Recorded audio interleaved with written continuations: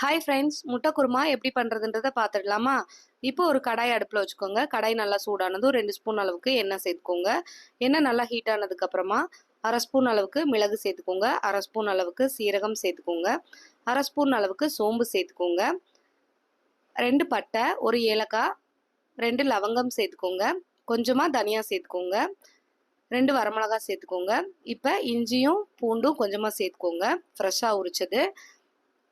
எல்லாத்தையும் நல்லா ஃப்ரை பண்ணிக்கோங்க. இஞ்சி பூண்டெல்லாம் நல்லா ஃப்ரை ஆகி வரணும், அந்தளவுக்கு ஃப்ரை பண்ணிக்கோங்க. இப்போ 2 பெரிய வெங்காயம் ஸ்லைஸாக கட் பண்ணி வச்சுருக்கேன், அதையும் சேர்த்துக்கலாம்.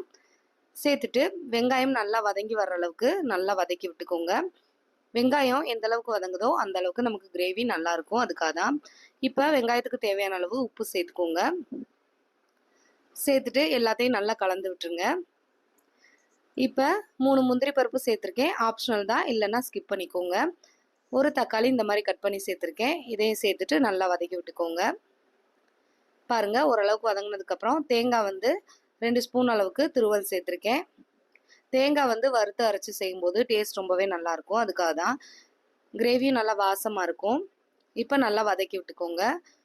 இப்போ பாருங்கள், தேங்காய் ஓரளவுக்கு நல்லா வதங்கிடுச்சு. இப்போ அடுப்பை ஆஃப் பண்ணிக்கலாம். ஆஃப் பண்ணிட்டு இதை ஃபைன் பேஸ்ட்டாக அரைச்சி எடுத்துகிட்டு வந்துடலாம்.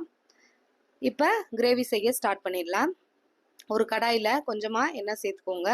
எண்ணெய் நல்லா சூடானதுக்கப்புறம் கடுகு மட்டும் சேர்த்துக்கோங்க. கொஞ்சமாக கடுகு நல்லா பொரிஞ்சதும் 2 பெரிய வெங்காயம் பொடி பொடியாக சாப் பண்ணி எடுத்திருக்கேன், அதையும் சேர்த்துக்கலாம். சேர்த்துட்டு வெங்காயம் நல்லா வதங்கணும், நல்லா மெருனிஷாக வர அளவுக்கு நல்லா வதக்கி விட்டுக்கோங்க. வெங்காயம் நல்லா வதங்கினாதான் கிரேவி நல்லாயிருக்கும், அதுக்காக தான். இப்போ ஒரு கொத்து கருவேப்பிலை சேர்த்துக்கோங்க. நல்லா வதக்கி விட்டதுக்கு அப்புறமா 2 தக்காளி ஃபைன் சாப்பாக பண்ணி எடுத்திருக்கேன், அதையும் சேர்த்துக்கலாம். நல்லா வதக்கி விட்டுக்கோங்க. வெங்காயம் தக்காளி எல்லாம் நல்லா மேட்ச் ஆகி வரணும், அந்த அளவுக்கு வதக்கி விட்டுக்கோங்க. இப்போ மஞ்சள் தூள் 1/4 ஸ்பூன் அளவுக்கு சேர்த்துக்கோங்க. 2 ஸ்பூன் அளவுக்கு குழம்பு மிளகாய் தூள் சேர்த்துக்கோங்க. 1/2 ஸ்பூன் அளவுக்கு ரெட் சில்லி பவுடர் சேர்த்துக்கோங்க. சேர்த்துட்டு தீஞ்சிடாமல் அடுப்பை மீடியம் ஃப்ளேமில் வச்சு நல்லா வதக்கி விட்டுக்கோங்க. இப்போ கொஞ்சமாக ராஸ்மல் போகிற அளவுக்கு கொதிக்க விட்டுக்கலாம், கொஞ்சமாக தண்ணி சேர்த்து. இப்போ பாருங்கள், அந்த 2 நிமிஷம் கொதிக்க விட்டிங்கன்னா அந்த ராஸ்மெல்லாம் போயிடும். இப்போ நம்ம அரைச்சி வச்சுருக்க மசாலா சேர்த்துக்கலாம். சேர்த்துட்டு நல்லா கலந்து விட்டுருங்க. உங்களுக்கு கிரேவி எந்த அளவுக்கு வேணுமோ அந்த அளவுக்கு கொதிக்க விட்டுக்கோங்க. இப்போ கொஞ்சமாக தண்ணி சேர்த்துக்கலாம். உங்களுக்கு இதே அளவுக்கு கெட்டித்தன்மை போதும் அப்படின்னா இப்படியே எக் சேர்த்து ரெடி பண்ணிடலாம். ஏன்னா கொஞ்சம் தண்ணியாக தேவைப்படுது, அதனால கொஞ்சம் தண்ணி சேர்த்துருக்கேன். தண்ணி சேர்த்து நல்லா கொதிக்க வச்சுருங்க. பாருங்கள், இப்போ உப்பு சேர்த்துக்கலாம். கொதிச்சு நல்லா வந்துடுச்சு.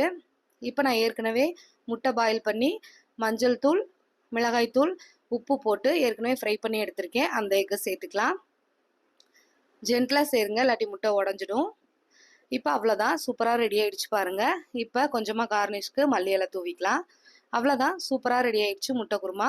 இந்த ஸ்டைலில் ஒரு டைம் செஞ்சு பாருங்கள், சூப்பராக இருக்கும். தேங்க்ஸ் ஃபார் வாட்சிங்.